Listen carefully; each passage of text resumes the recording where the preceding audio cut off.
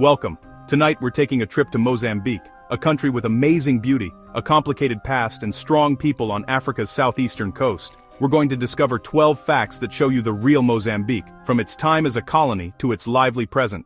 Let's get started.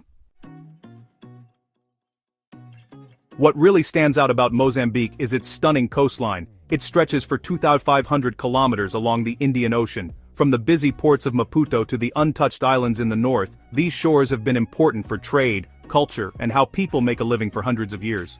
Traditional boats called dhows still sail these waters, connecting Mozambique to far-off places, while beaches like Tofo and Vilanculos attract travelers from all over the world.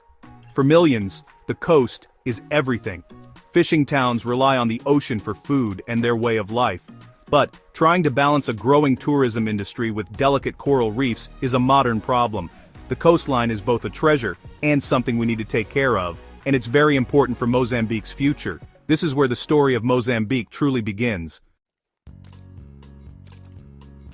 Mozambique has over 40 languages, but Portuguese is the official one. This is because it was ruled by Portugal for nearly 500 years. Portuguese helped unite the country, but also pushed local languages aside, and you can still see the effects of that today. In cities, Mozambican Portuguese is thriving, mixed with local slang and words from other parts of the world. But, in the countryside, languages like Makua and Tsonga are still the heart of the communities. The government is now trying to encourage education in two languages, respecting both old traditions and new unity. Mozambique's language situation shows how strong and adaptable its people are. The story of language here is the story of its people. They are different, they last, and they are always changing. Gorongosa National Park, which was once ruined by civil war, is now a sign of hope and new beginnings. Animal populations were almost completely wiped out, but a big partnership in 2004 started an amazing comeback. The efforts to rebuild focused on both nature and the local communities. They put money into healthcare, education, and farming that doesn't harm the environment. Today, Gorongosa is full of life, bringing in scientists and tourists. The park's recovery is a model for protecting nature all over Africa. Gorongosa proves that with a good plan and working together, even places that seemed lost can be brought back to life. It shows how strong nature is, and how humans can help things heal. Mozambique's wild heart is beating strong again.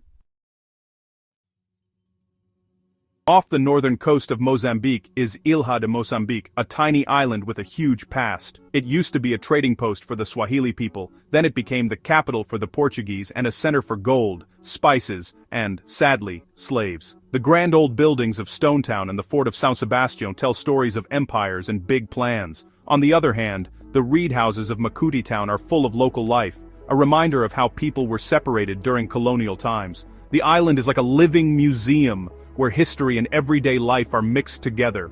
Here, you can find traces of Africa, Arabia, India, and Europe all in one place. Ilha de Mozambique is the soul of a nation, made of stone and spirit.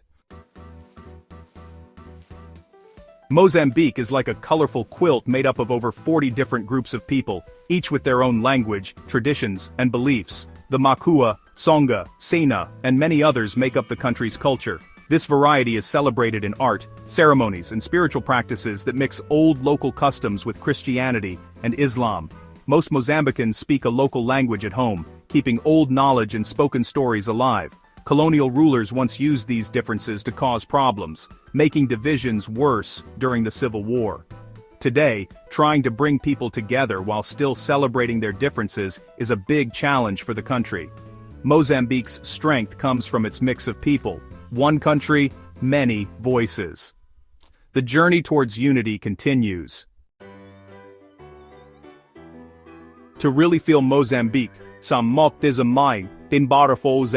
listen to its music, especially Marabenta, which started in the neighborhoods of Maputo. Marabenta mixes traditional rhythms with Portuguese and Western sounds, telling stories about city life and how people keep going. During the time of independence and civil war, music became a way to share hope and identity. Famous musicians like Fanny Mafumo gave a voice to the country's spirit.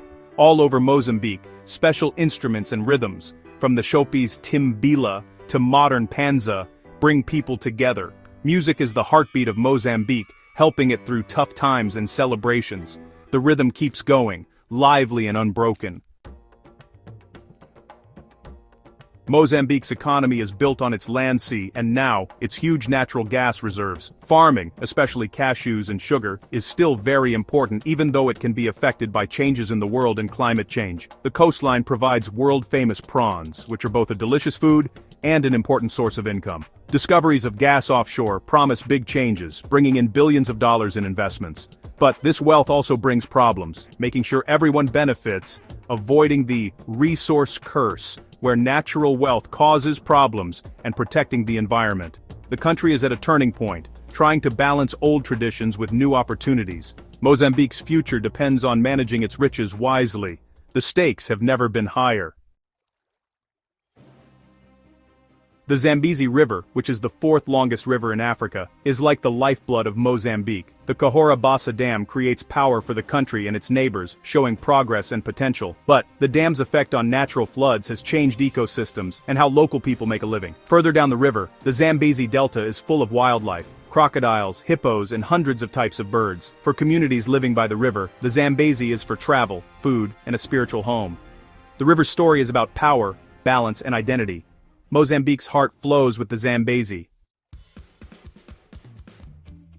On June 25, 1975, Mozambique became independent after hundreds of years of colonial rule and 10 years of fighting.